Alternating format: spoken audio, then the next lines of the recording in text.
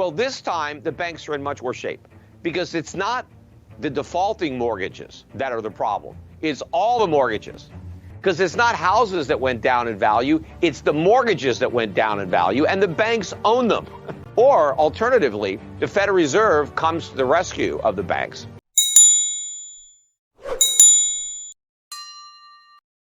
Welcome to an eye-opening journey through the current financial landscape with esteemed financial commentator and strategist Peter Schiff.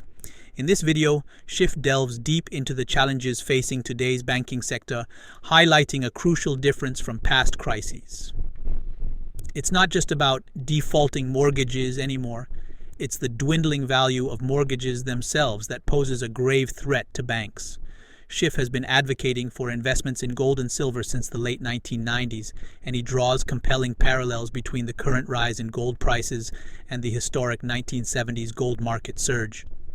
But this isn't just a look back, it's a forward-looking forecast of another monumental leap in gold values.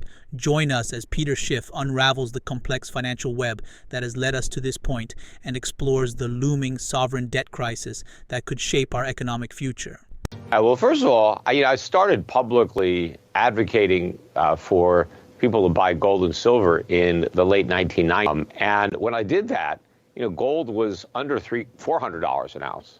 It actually has gone up quite a bit if you trace the beginning of the bull market to around 2001. Now, of course, gold went up from under 400 to almost 2,000 in 2011. So over that last 10 years or so, or 12 years, gold hasn't made much headway. It's kind of digested those gains, consolidated, and I think it's built a great base, and it's headed for another leg higher, much higher.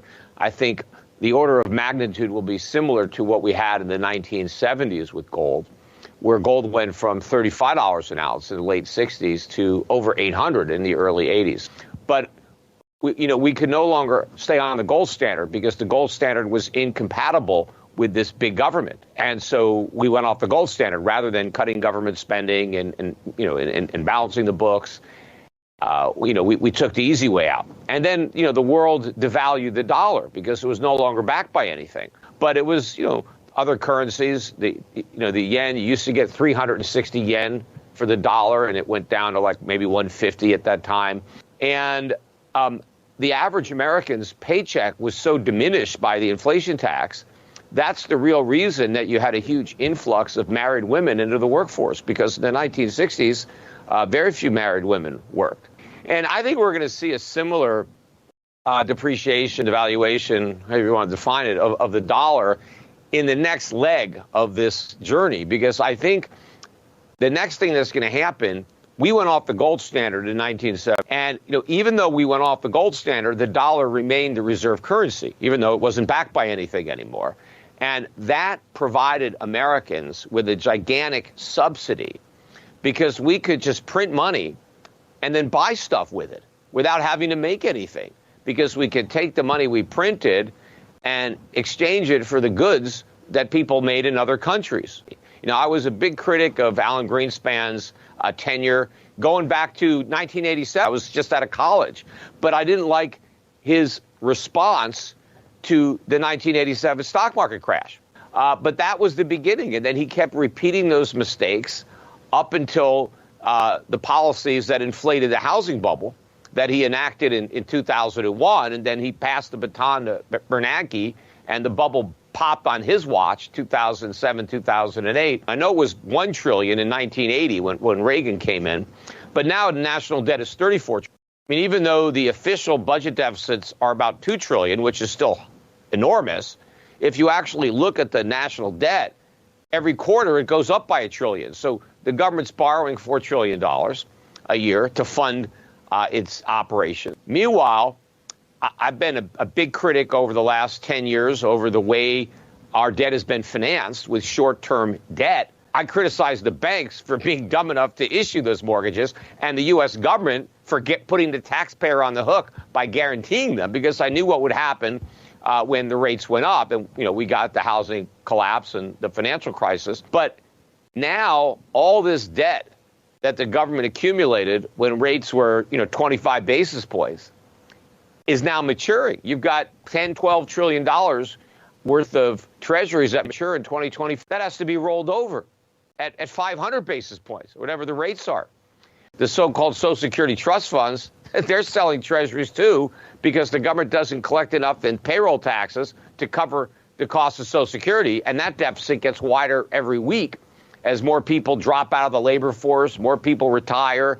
And so the trust funds are selling treasuries, and the other big buyers, the Japanese, the Chinese, Saudis, who are Russian. So I think we're getting very close to a sovereign debt crisis, which will precipitate a U.S. dollar crisis. But if you look at what's been happening to the U.S. economy, you look at the enormity of our trade deficits and our budget deficits, these imbalances that have produced that are enormous. In fact, if you look at the popularity, or maybe that's not the right word, the lack of popularity of President Biden, well, the media keeps telling us, the Biden administration certainly keeps telling us that everything is great, but the polls tell us that it's not great. So the fact that people, are working 2 or 3 jobs, the fact that people have no savings, the fact that they've maxed out their credit cards, household debt has never been this high. And people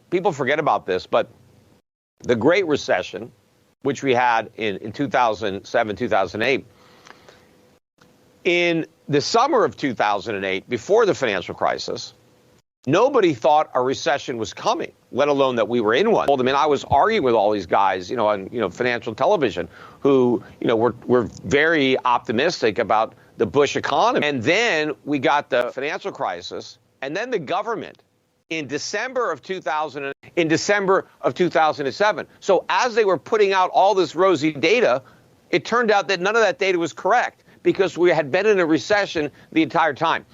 And in the interim, we inflated a housing bubble because people took advantage of all that cheap money to bid up home prices and get over leveraged, and the banks were exposed. But if you compare the monetary policy post 2008 to pre, it's far more reckless than anything Greenspan did.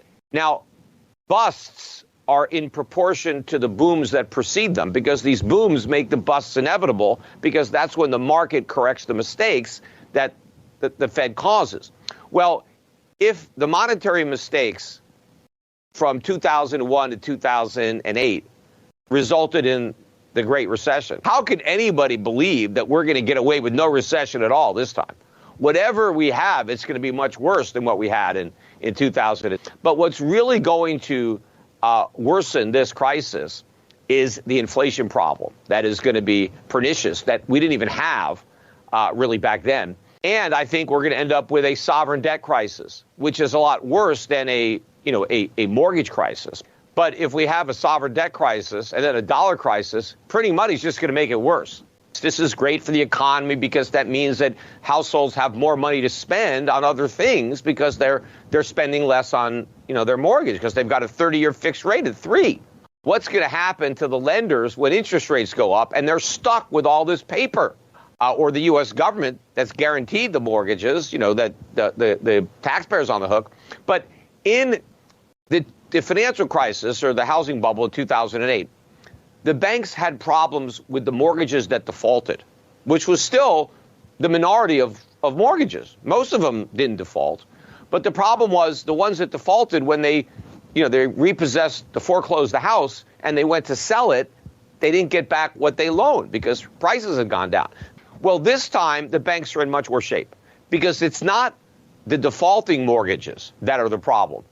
That's why they can't pay their depositors any interest because they're losing money. And the depositors want their money back so they can lend it to the government by buying a money market and getting 5%.